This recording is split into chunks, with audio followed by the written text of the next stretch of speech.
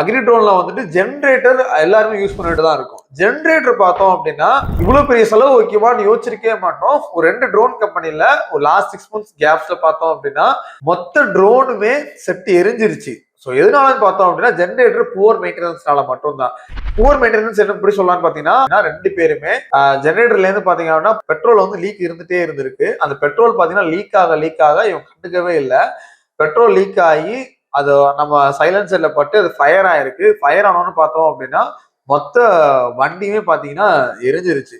இது எப்படி தவிர்க்கலாம்னு பார்த்தோம் அப்படின்னா எப்போதுமே பாத்தீங்க அப்படின்னா வண்டியில ஒரு ஃபயர் எக்ஸ்டிங்ஷர் வச்சுக்கணும் அப்படின்னு சொல்லி நம்ம நிறைய சொல்லியிருக்கோம் நம்ம. ஸோ அதை மெயினா ஃபீல்டு வந்து எடுத்து வெளியில வச்சிருங்க. வெளியில வச்சீங்கன்னா மட்டும் தான் எடுத்து யூஸ் பண்ண முடியும். எரிஞ்ச பிறகு வண்டிக்குள்ள போய் நம்ம எடுக்க முடியும். ஸோ வெளியில வச்சுக்கிறது ரொம்ப ரொம்ப முக்கியமான விஷயம் நமக்கு.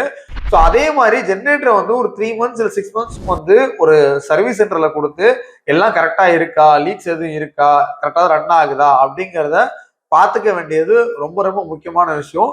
ஒரு சின்ன ஒரு அலுப்புத்தனத்தினால பாத்தீங்க அப்படின்னா மொத்த வண்டி எரியதுக்கான பாசிபிலிட்டிஸ் இருக்கு. ஜென்ரேட்டரை கரெக்டா மெயின்டைன் பண்ணுங்க. முக்கியமா ஃபயர் எக்ஸ்டிங்ஷர் வாங்கி வச்சுக்கோங்க. தேங்க்யூ.